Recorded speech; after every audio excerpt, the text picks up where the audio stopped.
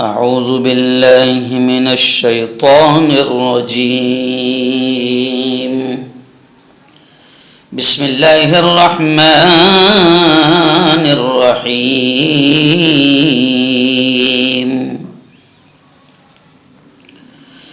بہت ہی قابل صد احترام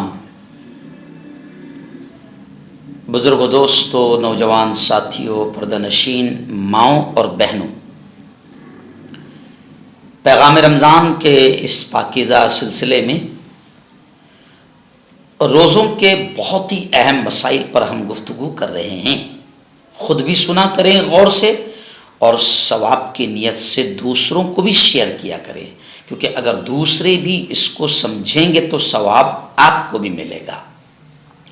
چلیے آئیے آج بھی ہم بات کرتے ہیں کہ روزہ نہ رکھنے کی، روزہ چھوڑ دینے کی اجازت کب ہے۔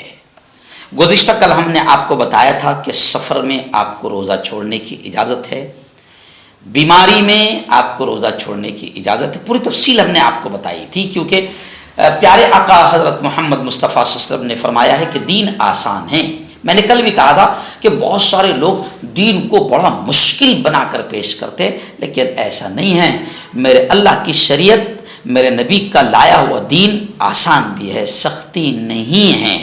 تو روزہ نہ رکھنے کی اجازت کب ہے؟ تو کل ہم نے آپ کو سفر اور مرض دو بتائے تھے۔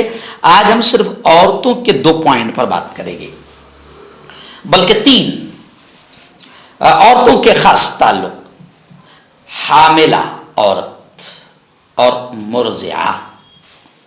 کیا مطلب؟ جو عورت حمل سے ہو، پریگنینٹ ہو، اس کو بھی روزہ چھوڑنے کی اجازت ہے۔ یا مرضعہ یعنی دودھ پلاتی ہو، اس کا بچہ چھوٹا ہے اور وہ دودھ پلاتی ہو، تو اس کو بھی روزہ چھوڑنے کی اجازت ہے۔ مگر اب آگے تھوڑی سی تفصیل سمجھ لیں۔ کب؟ اگر اس کو اپنی جان یا بچے کی جان کا خطرہ ہو، یا اس کو یا بچے کو سخت تکلیف بڑھ جانے کا یقین ہو، تو پھر ایسی صورت میں اس کو روزہ چھوڑ دینا جائز ہے۔ بعد میں رمضان کے بعد جب وہ صحیح حالت میں ہوں تو قضا کر سکتی ہے کبھی بھی۔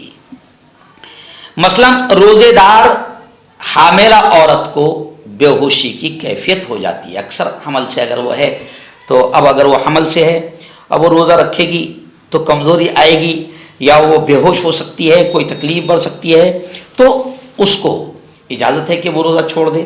یا پھر دودھ پلانے والی عورت ہے، چھوٹا معصوم بچہ ہے، روزہ رکھنے کی شکل میں جب اس کے پیٹ میں غذا نہیں رہے گی، دودھ اس کا خشک ہو جاتا ہو، کم آتا ہو، اور بچہ بھوک سے تڑپتا ہو، تو بھی روزہ چھوڑ دینے کی اجازت ہے۔ لیکن اگر کوئی شخص مالدار ہے اور اپنے بچے کو معاوضہ دے کر، قیمت دے کر دوسری عورت سے دودھ پلا سکتا ہے، یا پھر بچہ اوپر کا دودھ پی لیتا ہے، اس کو کوئی نقصان نہیں ہوتا ہے، تو پھر ان صورتوں میں عورت کو روزہ رکھنا فرض ہے۔ بہت اہم مسائل ہے، مائیں بہنیں ان مسائل کو ضرور سنیں۔ تو پہلا پوائنٹ بتایا میں نے، حمل والی عورت، اور دوسرا مرضعہ، دودھ پلانے والی عورت۔ چلیے آئیے اب اگلے 2 پوائنٹ بھی جو ہے وہ عورتوں سے ہی متعلق ہے، حیض اور نفاس۔ حیض کہتے ہیں ماہواری، پیریڈ کو، اور نفاس کہتے ہیں جو ڈیلیوری کے وقت میں جو خون شروع ہو جاتا ہے، جی ہاں، جس کی کم سے کم مدت 10 دن ہے، زیادہ سے زیادہ 40 دن ہے، تو اسے نفاس کہتے ہیں۔ تو حیض اور نفاس کی حالت میں بھی عورت کو روزہ چھوڑ دینا چاہیے، لیکن جوں ہی وہ پاک ہو جائے تو اس کو روزہ شروع کر دینا چاہیے۔ یہ پوائنٹ سمجھ لے عورتیں، اس میں غلطی کرتی ہیں عورتیں۔ کچھ عورتوں کو یہ معلوم ہے کہ بھئی ماہواری جو ہے وہ 7 سے 10 دن کی رہتی ہے، تو کچھ اللہ کی بندیاں جہالت میں 3 دن میں پاک ہو گئی، لیکن اس کے باوجود بھی 10 دن تک کہ وہ روزہ نہیں رکھتی، ایسا نہیں ہے. اگر وہ پاک ہو گئی ہے اور ایک نماز سے دوسری نماز کا وقت اس کا پاکی میں گزرا ہے، یعنی خون نہیں آیا ہے، تو اس کو پھر غسل کر لینا چاہیے، نماز بھی شروع کر دینا چاہیے. جی ہاں، اور پھر باقاعدہ دوسرے دن روزہ بھی رکھنا چاہیے. جی ہاں، تو حیض و نفاس کی حالت میں روزہ چھوڑ دینے کی اجازت ہے، لیکن جیسے ہی پاک ہو جائے تو پھر روزہ شروع کر دینا چاہیے. اور جو روزے چھوٹ جائیں ان کو رمضان کے بعد پورا کر لینا چاہیے. یہ یاد رکھنا چاہیے کہ حیض اور نفاس میں چھوٹی ہوئی نماز تو معاف ہے لیکن روزہ معاف نہیں. یہ بہت اہم پوائنٹ ہے.